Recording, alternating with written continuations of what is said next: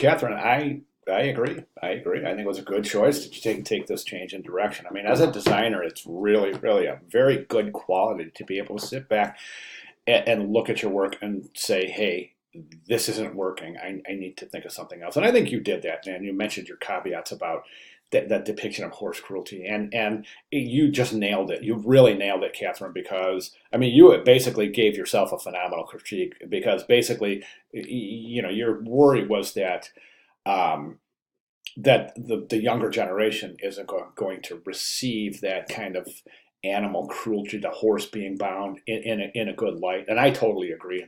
In this day and age of extreme social criticism and responsibility, I think that millennials and younger folks and they're not going to stand for depiction of they won't stand for it of animal cruelty. I think even somebody had given a critique. I don't remember where it was, somewhere along the line that said, I think they just said, I don't remember who it was either. The comment had stuck with me because I thought it was so relevant, where the comment was just not a fan of I think it was the horse cruelty or how the horse being bound in that kind of spiral.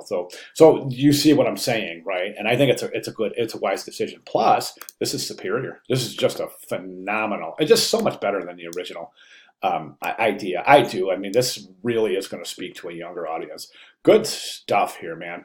A couple of recommendations. I would not stroke the type with the black stroke. We don't stroke type as professional designers. We don't stroke type, and the reason being is that it changes the letter form. It actually adds an outline to the interior or the exterior or the center of the contour lines of the letter. Either way, either the counter space gets reshaped, the negative space associated with the surrounding areas gets reshaped, or a combination of both. The result is that it changes the shapes of the letters and the relationship of the shapes of the letters that surround the letters.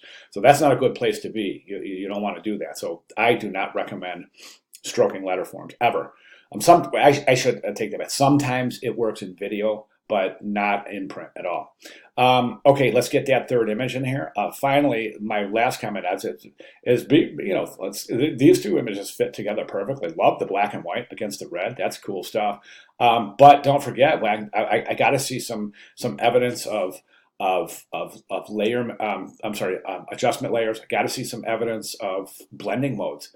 So yeah, so you might introduce color into this. It depends. Let's see what we can do. Maybe a color mode, maybe a gradient overlay on one image, blend it so you duplicate this image, put a color gradient overlay on it, and then blend it together with the underlying image, see what kind of results you get. So all I'm saying is that we need evidence of blending modes as well as adjustment layers.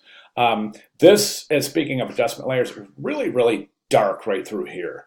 So I would lighten this up just a little bit. I think that keeping the whole dark kind of chiaroscuro effect here, the high contrast is interesting, but just a little bit more.